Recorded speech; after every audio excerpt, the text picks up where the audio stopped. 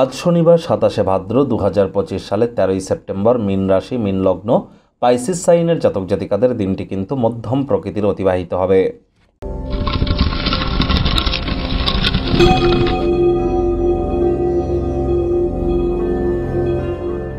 ভিডিওটির শুরুতেই স্ক্রিনে আপনারা দেখতে পাচ্ছেন শনি মহারাজের প্রণাম মন্ত্র ওম নীলাঞ্জনচয় প্রক্ষং রবি সুতং মহাগ্রহম ছায়া গর্ভসম্ভূতং তং নমামি শনিশ্চরম।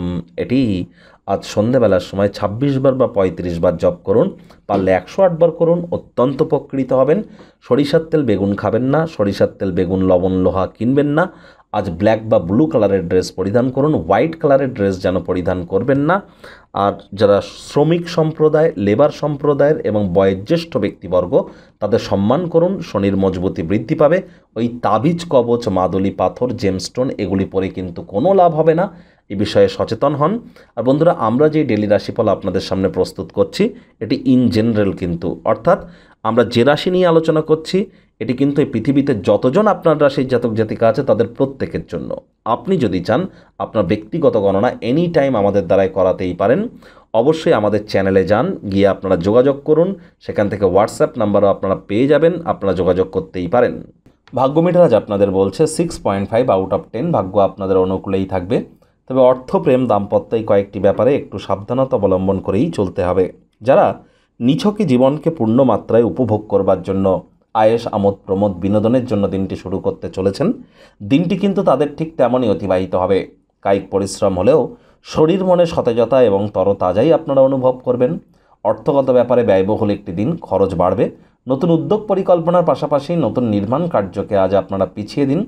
আজ ক্রোধকে নিয়ন্ত্রণে রাখুন, হুটহাট করে রেগে যেতে পারেন।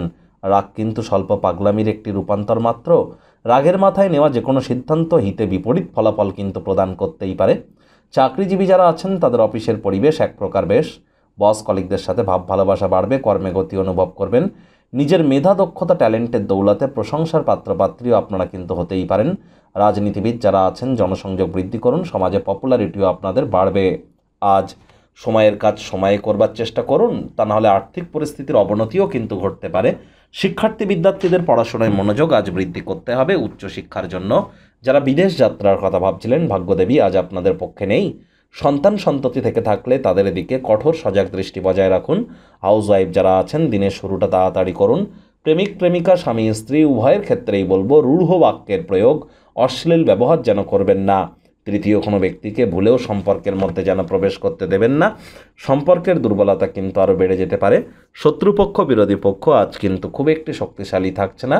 পরিবার পরিজন, নিকটে স্থানীয় ব্যক্তিবর্গ, বন্ধু স্বজন সকলের সাথেই ভাব ভালোবাসা বাড়বে। পরিবারের প্রতি সকল প্রকার দায়িত্ব সঠিক সময়ের মধ্যে সুনিপুণভাবে পালন করতে হবে। যদি কোনো স্থানে ভ্রমণের পরিকল্পনা থেকে থাকে, শেষ মুহূর্তে কর্মসূচি স্থগিত হয়ে যেতে পারে। মেজাজ হারালেই কিন্তু ক্ষতি। সেলফিশনেস যেন দেখাবেন না। আত্মকেন্দ্রিক না হয়ে একটু একবার অন্তত ৫-১০ জনের জন্য একটু ভাবুন, দেখবেন আখেরে আপনারা উপকৃত হবেন।